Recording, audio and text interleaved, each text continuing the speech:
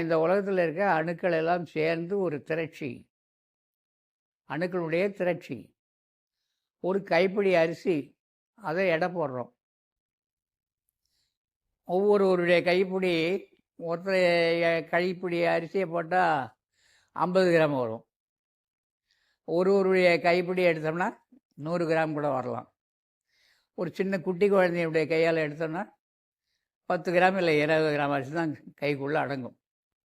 அந்த அரிசியை எடுத்து துகளாக மாற்றுவது, அதாவது நுண்ணிய துகள்களாக பவுடர்னால் நுண்ணிய துகள் ஆன பிறகு அரிசி எங்கே போச்சு? அந்த நுண் துகள்கள் அத்தனையும் சேர்ந்து தான் அரிசி.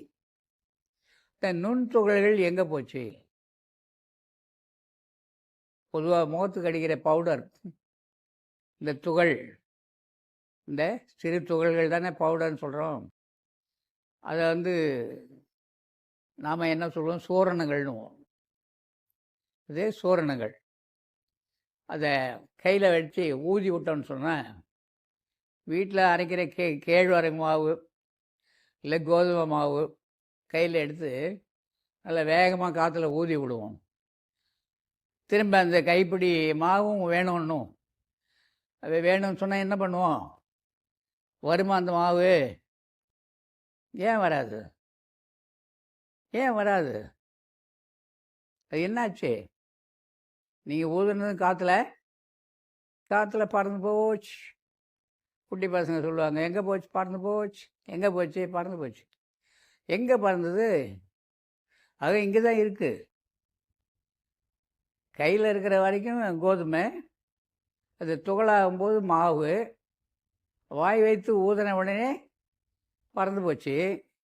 அது கோதுமை இல்லாமல் போச்சு. இல்லாமல் தானே போச்சு. இப்போ இந்த கோதுமை செடியில் எப்படி கதிராக வந்தது? இதுக்கு காரணம் என்ன? இதற்கு இந்த காரியத்தை செய்தது யார்? இப்போ நான் வரணுன்னா எங்கள் அப்பா அம்மா செய்தாங்க, வந்தேன். இந்த கோதுமையை எந்த அப்பா அம்மா செஞ்சாங்க? வரகு, சாமை, தெனை, கம்பு, கேழ்வரகு, அரிசி, பருப்பு, உளுந்து எல்லாவற்றையும் யார் செய்தது? யாரோ ஒரு அப்பா அம்மா செய்யணும்ல. அந்த அப்பா அம்மா யார்? இயற்கை. அந்த அப்பா அம்மாவுக்கு என்ன பேர்? இயற்கை. அதுதான் எப்போதும் நிரந்தரமானது, அது உண்மையும் கூட.